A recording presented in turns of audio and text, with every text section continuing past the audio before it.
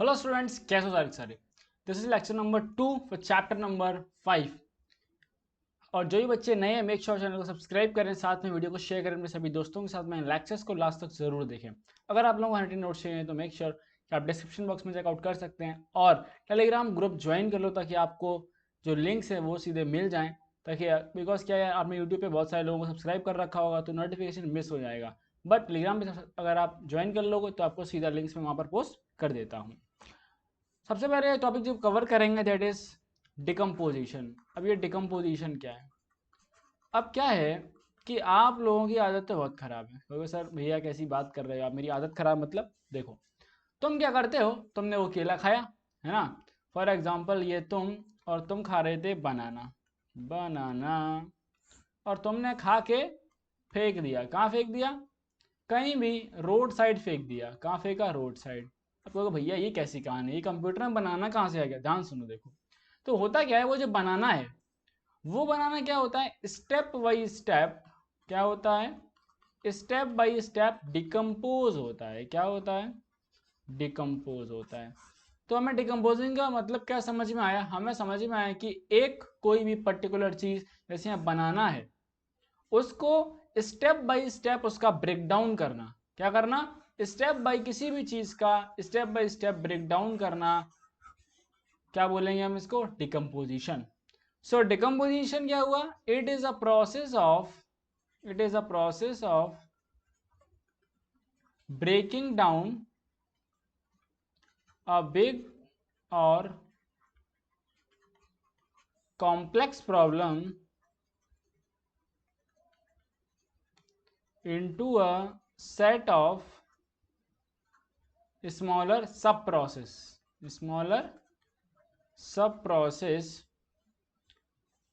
to understand the problem. To understand the problem is called decomposition. क्या बोलते हैं इसको हम? इसको हम बोलते हैं decomposition। क्या बात समझ में आ गई? ठीक है।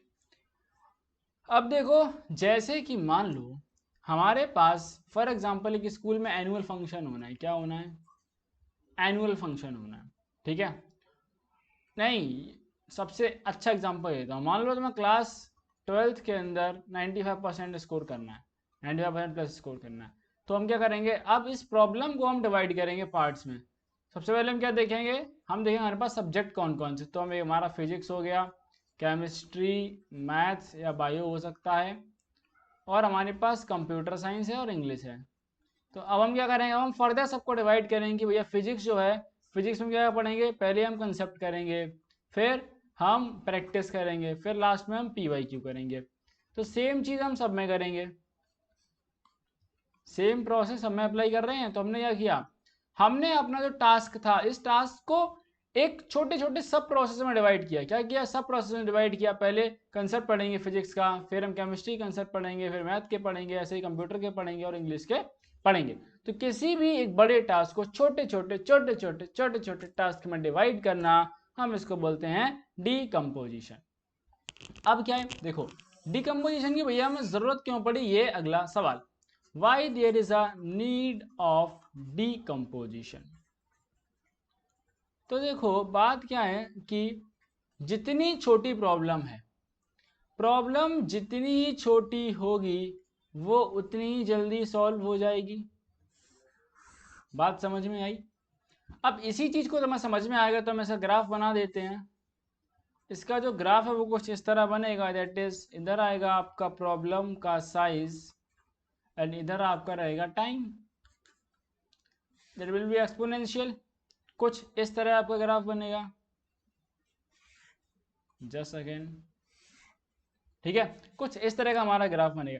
जैसे जैसे हमारा प्रॉब्लम का साइज बड़ा होता जाएगा, जैसे हमारी प्रॉब्लम बड़ी होगी, वैसे वैसे हमारी जो प्रॉब्लम है उसको सॉल्व करने में हमें ज़्यादा टाइम लग जाएगा। जैसे मान लो कि अगर एक तुम्हें सिंपल सा सवाल दे दिया जाए, x+2y=10, इसमें अगर x की वैल्यू 0 है तो y की वैल्यू बताओ कितनी होगी, तो तुम बड़े आराम से सॉल्व कर दोगे। वहीं पे अगर मैं एक क्वेश्चन दे दूँ, it is 25 times of x and 28.5 times of y is equals to minus of 28, कुछ इस तरह का अगर मैंने क्वेश्चन दे दिया और इसमें बोला कि x की वैल्यू फाइंड करो, ओके, x की वैल्यू फाइंड करो, y की वैल्यू है तुम्हारी 9.635 पर, तो क्या इसमें टाइम हमें कम लगेगा ना, इसमें टाइम ज़्यादा लगेगा। ओके, उम्मीद आप कंसेप्ट समझ गए होंगे।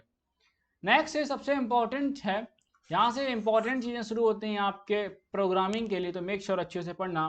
That is designing algorithms. अब हम एल्गोरिदम को कैसे डिजाइन करेंगे,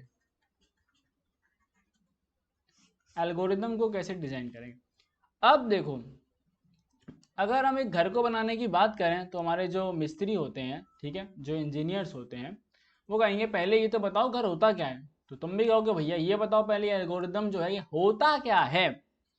अगर हम वर्ड्स में इसको समझना चाहें तो एल्गोरिदम बेसिकली कुछ नहीं है, एक स्टेप बाय स्टेप, एक स्टेप बाय स्टेप प्रोसेस है टू सॉल्व एनी प्रॉब्लम। किसी भी प्रॉब्लम को सॉल्व करने के लिए जो हम step by step process follow करते हैं उसको हम कहते हैं, ये उसका एल्गोरिदम है। अब अगर हम इसकी डेफिनेशन लिखना चाहें तो you can also right it that's it as it is a set of rules that define how a particular problem can be solved in finite number of steps is called algorithm। अब जब आगे जाओगे, अगर आप BTech करना चाहते हो, engineering करोगे, तो आप ये ज़रूर, आपका एक सब्जेक्ट होता है दैट इज DSA, इसको हम बोलते हैं डेटा स्ट्रक्चर एंड एल्गोरिदम्स। ये आपका एक बहुत ही इम्पोर्टेंट सब्जेक्ट होता है बीटेक के अंदर। ओके, अब अगर हम आगे बात करें दैट इज कि भैया ये जो एल्गोरिदम है इसके कुछ पॉइंट्स में समझ लो, कुछ पॉइंट्स लिख लो। दैट इज किसी भी चीज़ के लिए हमारे पास जो नंबर ऑफ स्टेप्स होंगे क्या होंगे, that is each operation must B definite. यानी कि हर स्टेप में ये साफ हमें लिखना पड़ेगा कि हम करना क्या चाहते हैं। अगर हम इनपुट कर रहे हैं तो इनपुट, अगर हम एडिशन कर रहे हैं तो addition. So we can write that is what has to be done, what has to be done. Next step is that is each operation must be effective। Effective से मतलब है कि मीनिंगफुल होना चाहिए। अगर आपने 2 नंबर का एडिशन करा है कोई स्टेप में, तो वो स्टेप जो है आपकी जो प्रॉब्लम है उसको सॉल्व करने में एक मीनिंगफुल कंट्रीब्यूशन करना चाहिए। ये नहीं कि आपने फालतू में एक स्टेप बढ़ा दिया, आपको ऐसा नहीं करना है, बिकॉज हमें कुछ ही नंबर ऑफ फाइनाइट का मतलब क्या होता है, फिक्स नंबर ऑफ स्टेप में हमें काम करना है। That is next we have each operation must be finite, each operation must be finite. यानी कि अगर हमें किसी भी चीज़ को एक बार ऐड करना है तो हम सिर्फ एक ही बार ऐड करेंगे। ये नहीं कि हम उसको 2 बार ऐड करके अगले स्टेप में एक बार माइनस कर रहे हैं, ऐसा बिल्कुल नहीं करना है। हमें जो भी स्टेप्स हैं सबसे कम से कम स्टेप में हमें अपना जो प्रॉब्लम है उसको सॉल्व करना है। अच्छा, अब बात करेंगे एक अच्छा एल्गोरिदम किसको बोलेंगे हम, ठीक है। So we can write as that is it is a characteristics of an good algorithm। That is characteristics of an good algorithm। एक अच्छा एल्गोरिदम कैसा होता है ना, ये सोचने वाली बात है। चलो हम इस पे बात करते हैं। सबसे पहली चीज है, first point, that is precision. Precision, अब ये प्रिसीजन क्या होता है समझो। यानी कि हमें कम से कम स्टेप्स, फाइनाइट स्टेप्स के अंदर अपना एल्गोरिदम लिखना है, अननेसेसरी हम अपने स्टेप्स को नहीं बढ़ाएंगे। So we can write that is an algorithm algorithm must be precise, that is it should have finite steps.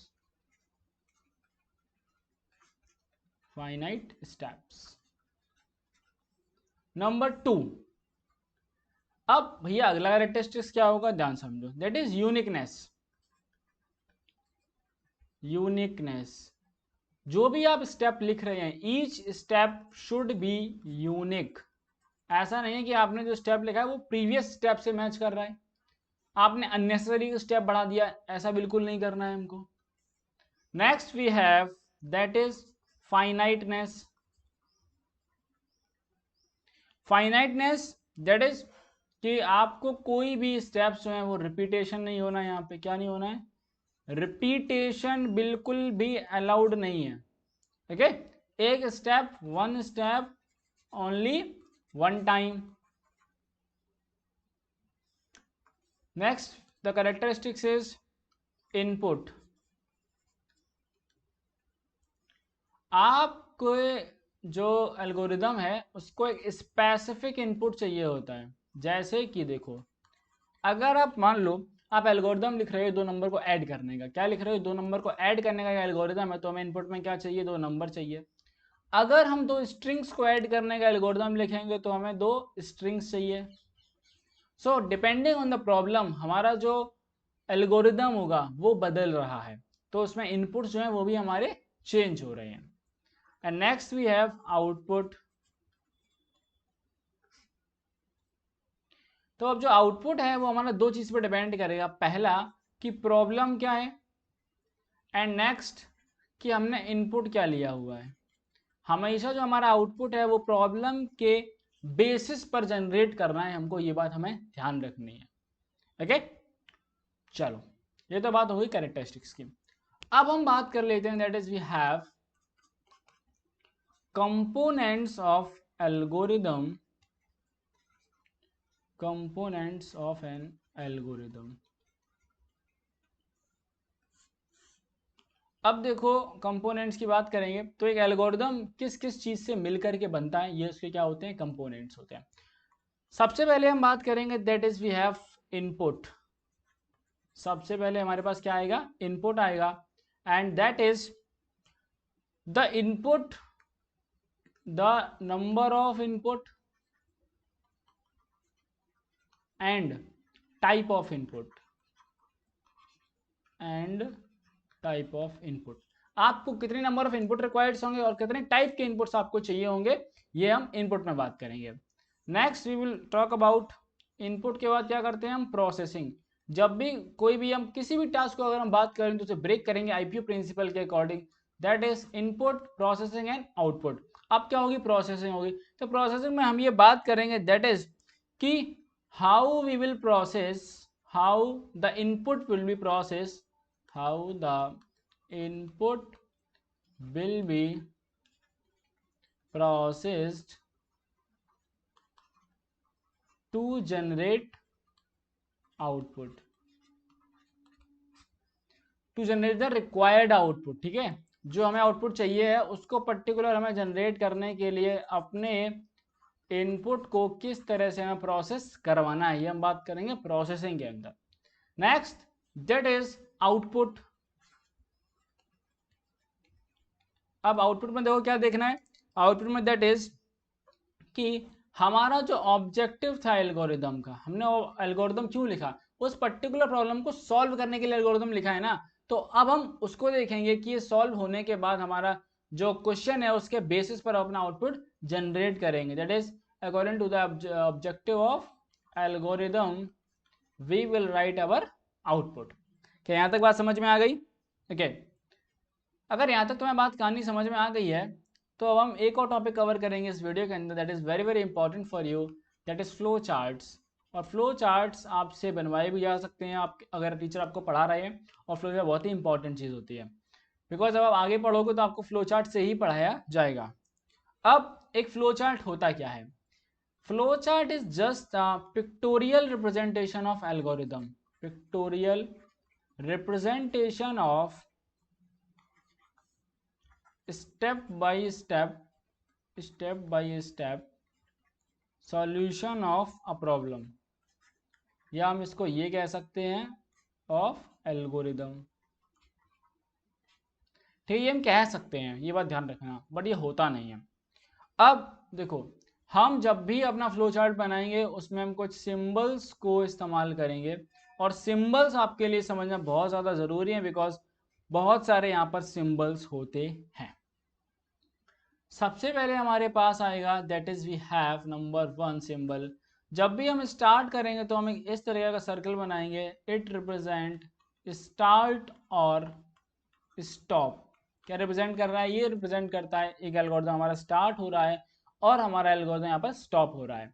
ये आपको फ्लोचार्ट सभी आगे बना के भी दिखाऊंगा मैं, okay, don't worry about that. Next we will have that is, अगर हम इनपुट लेंगे तो हम ये रोम्बस टाइप का बनाएंगे कुछ कुछ, ये ध्यान रखना रेक्टेंगल नहीं है ये, ठीक है। अगर रेक्टेंगल होता तो ये ऐसा होता, रेक्टेंगल नहीं है, that is it represents input and output.